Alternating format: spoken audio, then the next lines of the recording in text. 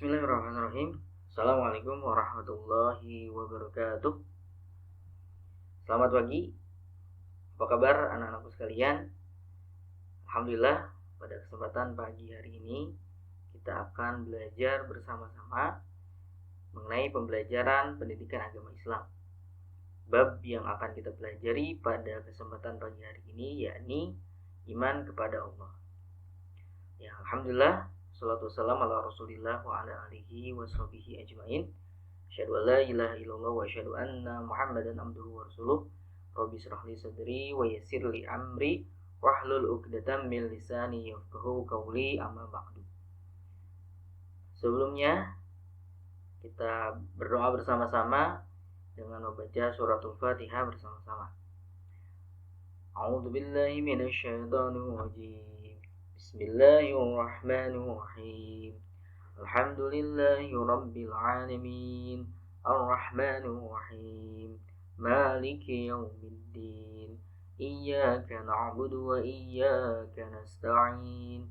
Ihdinas siratal mustaqim. Siratal ladzina an'amta 'alaihim ghairil maghdubi 'alaihim waladdallin.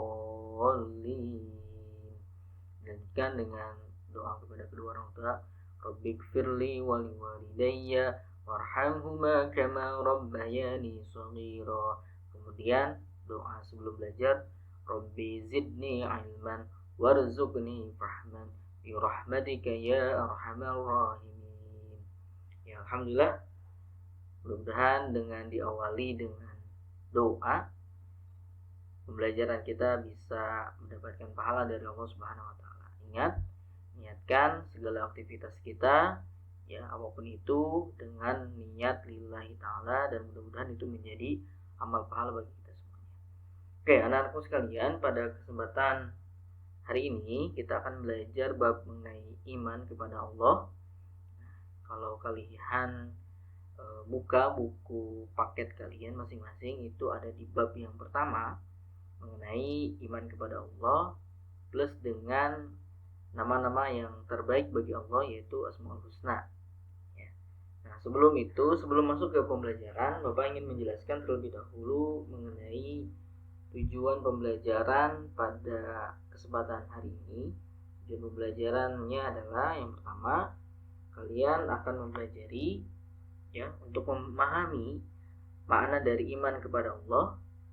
Yang kedua, untuk memahami makna dari Asmaul Husna, dan yang ketiga adalah untuk bisa kalian amalkan dalam kehidupan sehari-hari bagaimana makna yang terkandung dalam iman kepada Allah Subhanahu wa taala.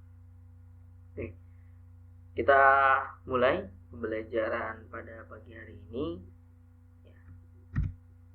Nah, yang pertama, kita harus memahami apa itu iman.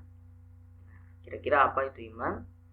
Iman secara bahasa artinya adalah percaya atau yakin.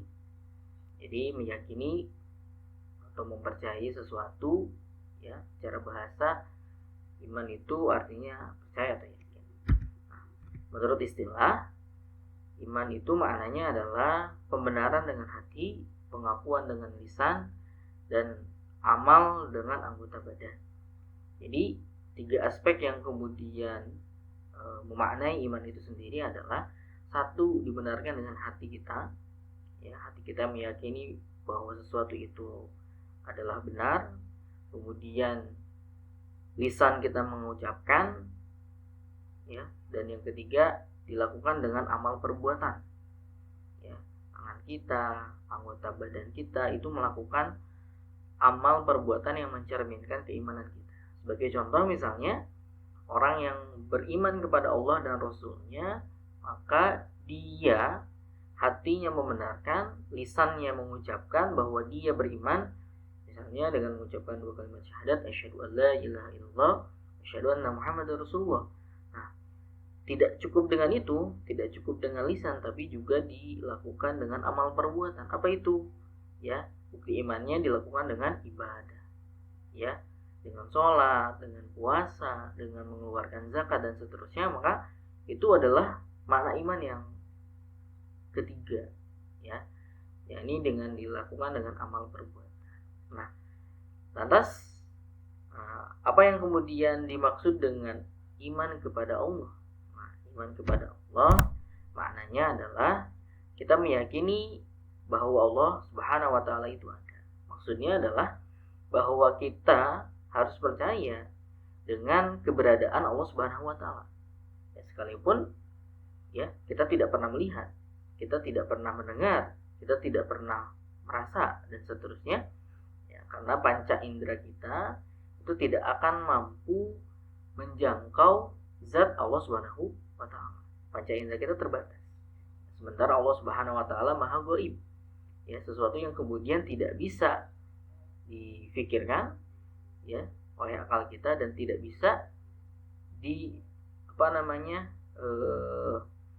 dipergunakan panca indera kita untuk menjangkau zat Allah Subhanahu wa taala. Maka sebenarnya makna iman kepada Allah Subhanahu wa taala itu cukup dengan kemudian kita meyakini keberadaan Allah Subhanahu wa taala. Ya. Oke. Nah, dalam perkara iman itu harus kemudian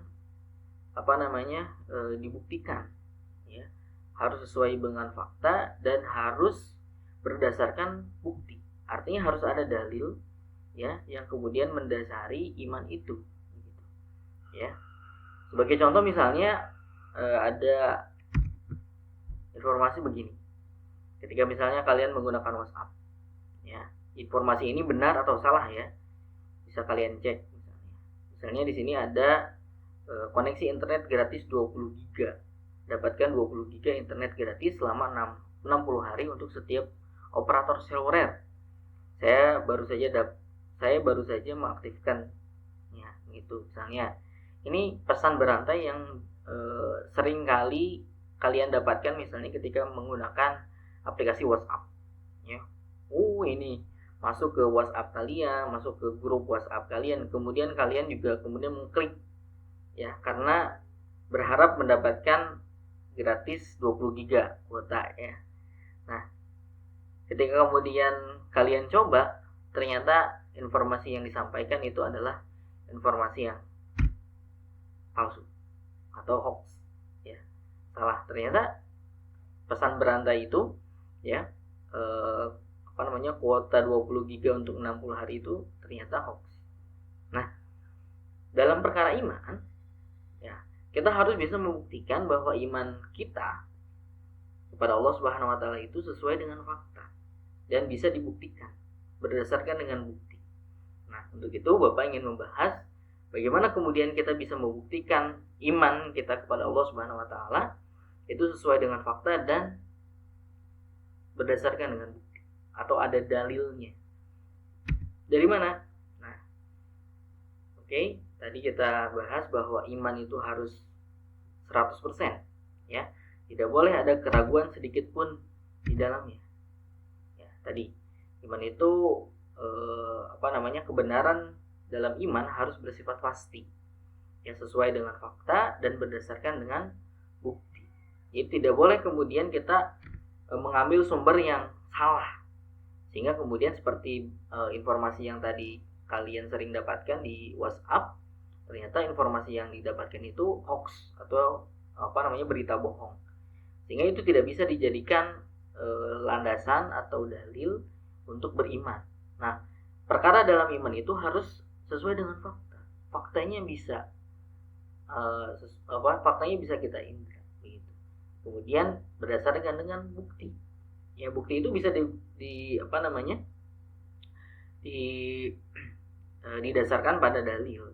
Dalil itu ada dua, ada dalil akli yang berdasarkan pada akal kita, ada dalil nakli yang berdasarkan pada menukil dari Al-Quran dan hadis. Ya.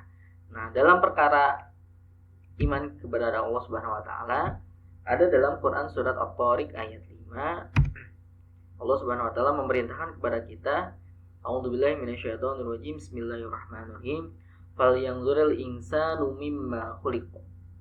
Artinya apa? Maka hendaklah manusia memperhatikan dari apakah dia diciptakan. Maksudnya Allah Subhanahu wa taala memerintahkan kepada kita untuk kemudian menggunakan akal kita, untuk kemudian memikirkan dari mana kita diciptakan. Dari mana kita diciptakan? Ya, ilmu pengetahuan sudah menjelaskan kepada kita. Misalnya kalian belajar biologi atau kalian belajar IPA, ya, di sekolah ada IPA. Mulai dari SD kemudian kalian belajar ada pelajaran IPA. Masuk ke SMP juga sekarang kemudian kelas 7 kalian juga belajar IPA. Di sana ada bab berkaitan dengan pembahasan tentang reproduksi misalnya.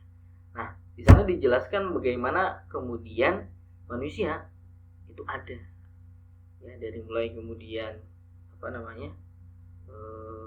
sperma, kemudian bertemu dengan sel telur dan seterusnya, terjadi pembuahan, akhirnya kemudian menjadi sini kemudian embrio, kemudian dan seterusnya sampai usia jadi janin, usianya sampai 40 minggu, ya, atau misalnya dalam hitungan bulan 9 bulan 10 hari, kemudian dilahirkanlah seorang manusia. Nah, dari penciptaan manusia itu kemudian ini luar biasa.